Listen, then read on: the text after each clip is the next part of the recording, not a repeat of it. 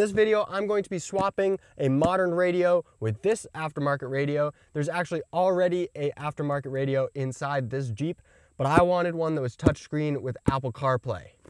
So I'm trying to upgrade. And the single DIN is the back part, how much space that it actually takes up inside the dashboard.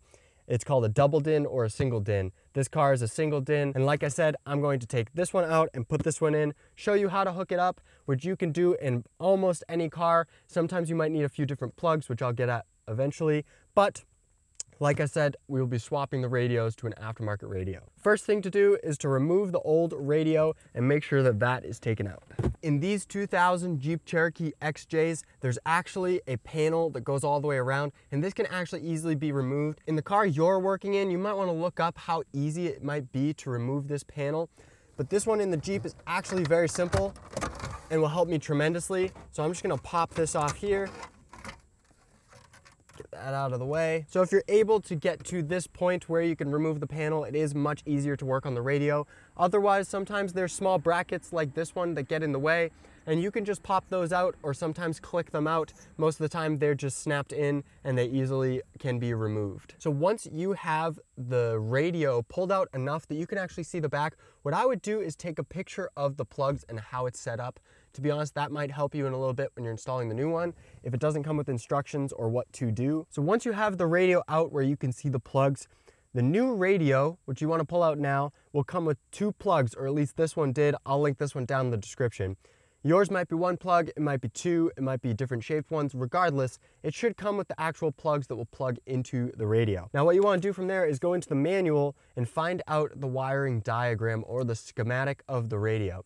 And this is important because the colors on here will match the color wiring inside the car most of the time. So for me, it says right rear speakers is a violet color, which is this wire right here. So I'll take that wire and connect it to the violet on this wiring plug, and then it will hook up just fine. So at this point, what you want to do is cut, strip, and then crimp these wires to these plugs so that you can plug them into the radio and be able to test it. Now, if you're not sure how to cut, crimp, and strip wires, check out this video I'll put up in the corner. That'll be a huge help if you're worrying about damaging the wires.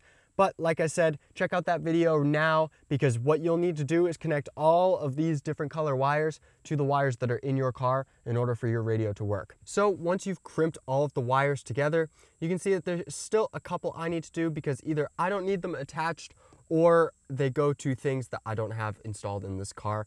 But at this point, I have the speakers hooked up, the power hooked up. So what I'm going to do is test the touchscreen before I actually install it back into the dash and make sure that everything works now. Planning ahead.